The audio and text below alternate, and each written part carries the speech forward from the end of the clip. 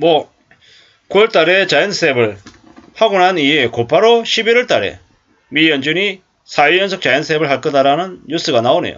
뭐 3.25, 9월달에 3.25를 만들었는데 뭐 11월 달 되면 4.0 만든다라는 거죠. 왜 그러겠습니까? 뭐 미국의 대통령이 중간선거를 앞둔 시점이기 때문에 물가를 잡기 위해서 더 강력하게 움직일 수밖에 없다라는 거죠. 뭐 저렇게 되면 뭐 11월 달에 미국이 자이언트스텝을 한다라는 게 그냥 기정사실처럼 이제 굳어져 버리는 거죠. 뭐 저런 상태에서 또 이제 계속 언론에서는 이야기하겠죠. 여차하면 울트라 스텝 1.0% 인상할 수도 있어. 이런 분위기를 계속 만들 수 있다라는 거죠. 상황에 따라서는 뭐 각종 지수에 따라서는 미국이 11월 달에 1.0% 인상하지 말라는 법이 어디 있냐라는 거죠. 우리는 항상 살아가면서 최악의 경우도 염두에 둬야 됩니다.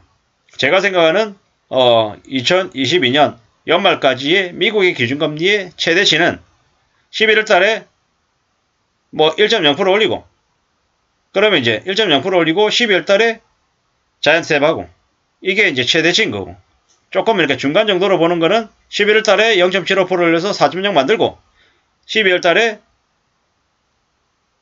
또 자이언트스텝을 해서 4.75가 되는 거고요. 제일 낮게 보는 게 11월 달에 0.75, 12월 달에 0.5%. 그러니까 무슨 얘기냐? 결론만 얘기하면 미국이 기준금리가 연말 되면 한 4.5에서 한 5% 정도 사이를 아마 찍을 것 같다라는 게 생각인 거죠. 뭐 이건 결국에는 8%대의 미국의 소비자 물가 지수를 많이 그들이 관리하는 지수 2%대까지 내리려면 좀 더 강력한 행보들이 있을 수밖에 없다라는 거죠. 뭐 그런데 한국은 어떻습니까? 한국은 좀 상황이 많이 여의치 않죠.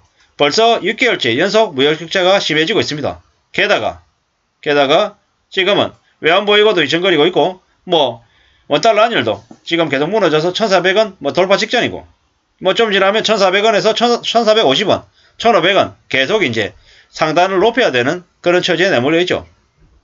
그렇게 원화가 약세임에도 불구하고 수출은 좋지 못하죠.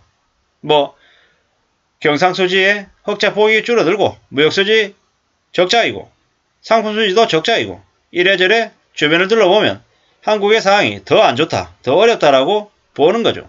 뭐 이러한 상황에서 미국이 저렇게 가파르게 올리는데 한국은 현재 여전히 한국은행은 좀 답답할 정도의 행보를 대응을 하고 있는 거죠. 뭐 이런저런 상황에서 우리는 어떻게 살아야 되지? 어떤 마음을 먹어야 되지? 이런 생각을 안 할 수 없는 거죠. 2022년 연말이 되면 이제 주택담보대출의 상단금리 8% 찍는 건 기정사실이 돼버렸고요. 뭐 8%, 9%까지 갈 수 있을 것 같고 그러니까 평균 대출하는 대출자들의 대출 금리가 얼마가 되겠습니까? 연말이 되면. 지금은 상단이 6%, 나중에 연말 되면 8% 되면 뭐 대략 지금 현재 한 4.5% 정도, 4에서 4.5% 정도의 대출이 이제 평균 이제 대출자들의 금리거든요. 부담하는 금리들. 그러면 연말 되면요. 한 5%에서 한 5.5% 될 수 있는 거죠. 내년 되면요. 내년에는 상단금리가 그냥 10% 돌파하는 거는 그냥 기정사실인 거고. 그러면 이제 감당하는 이제 이자의 부담이 평균이 뭐 이제 한 6에서 한 7% 안을 이제 왔다 갔다 하겠죠. 6에서 7% 정도를 평균 부담하고 최상단이 10%. 2024년에는요. 최상단이 뭐 12에서 15가 되고 평균 감당하는 대출 이자의 부담이 한 8%에서 한 10% 정도가 되겠죠. 8, 9% 정도 될 거라고 봅니다. 뭐 대략 얘기하기 좋게 한 10% 정도라고 이제 보는 게 맞겠죠. 올해 연말에 평균 대출 부담하는 금리 5%, 5.5%. 내년에는 한 6.5%에서 7%. 올해 연말에 5.5%, 내년에 7%. 그 다음 연도 10%다라고 보면 맞겠다라는 거죠. 평균 대출 받는 사람들의 금리가요. 이렇게 생각하면 매우 암담하잖아요. 무리하게 집을 산 사람들은 감당 못할 빚 때문에 힘들어한다면 하루빨리 급급매로 팔아내고 빠져나오는 게 현명하다. 손해를 좀 보더라도 주식에서도 1,000만원 주고 샀는데 주가가 떨어지면 어떻게 됩니까? 600만원, 700만원, 500만원으로도 빠져나올 수도 있는 거잖아요. 손질 매려면. 마찬가지로 주식시장이 아닌 부동산에서도 그와 비슷한 기조로 좀 대응을 해야 될 것 같습니다. 그래야지만이 조금 나아질 거다라는 거죠. 뭐 물론 말처럼 절대 쉬운 게 아님을 알죠. 하지만 미국 파월 의장이 금리가 더 오를 수 있기 때문에 고통을 인내해야 된다라고 얘기하죠. 한동안 금리가 경제 성장을 억제하는 수준에서 유지될 것이다. 이로 인해서 성장률이 닫히고 실업률이 오르는 결과를 초래할 수 있다. 그렇지만 그럼에도 불구하고 인플레이션을 저지하기 위해서 애쓰겠다라는 거죠. 인플레이션 파이터라고 불렸던 폴 보커 의장의 얘기처럼 비슷하게 이제 그 행보를 가져간다라는 거죠. 인플레이션을 낮추기 위해서 고통 없는 길을 갈 수는 없다. 고통이 있지만 인플레이션을 낮추기 위해서 그 길을 가야 된다. 이렇게 얘기하는 거죠. 2024년 이전에 금리 인하가 없다라고도 얘기합니다. 2024년 이전에 금리 인하가 없다? 다르게 얘기하면 2022, 23, 24 뭐 좀 길게 금리를 올릴 거다라고 보는 것도 맞겠다라는 거죠. 2024년 이전에 금리 인하가 없다라는 말은 한국의 경제가 최소 2022, 23, 24까지 많은 경제적인 소용돌이에 휘말릴 것이다 라고 보는 게 맞겠다라는 거죠.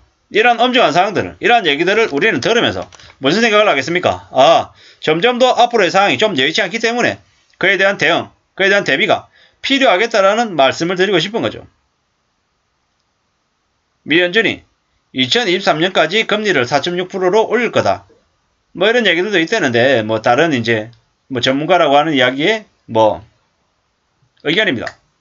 뭐 내년 말에 금리가 0.5% 인하될 걸로 기대했다 이러는데 사실 그런 기대는 안 하는 게 좋겠다라는 거죠. 왜냐?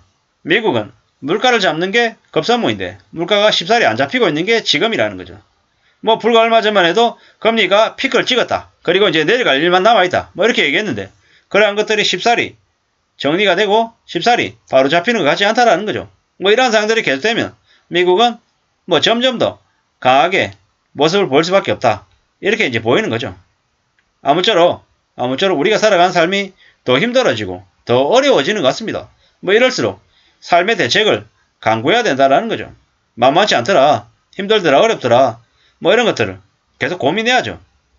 뭐 누군가가 좀 이렇게 완전한 좀 해결책을 좀 만들어서 우리한테 제시해주고 우리는 그렇게만 좀 따라가면 좋겠다 이런 생각들이 드는 건 사실입니다. 근데 뭐 시간이 지날수록 앞으로 점점 더 누군가한테 기대기보다는 스스로 살 궁리, 스스로 좀 어떻게 헤쳐나가야 되지? 이런 쪽에 더 주안점을 두고 움직여야 될 것 같다라는 겁니다. 그런 것들만이 우리가 삶을 지켜나가는, 헤쳐나가는 조금 더 나은 길임을 명심해야 될 것 같습니다. 2024년까지 금리 인하 없답니다. 이걸 명심하고 지내야 될 것 같습니다. 감사합니다.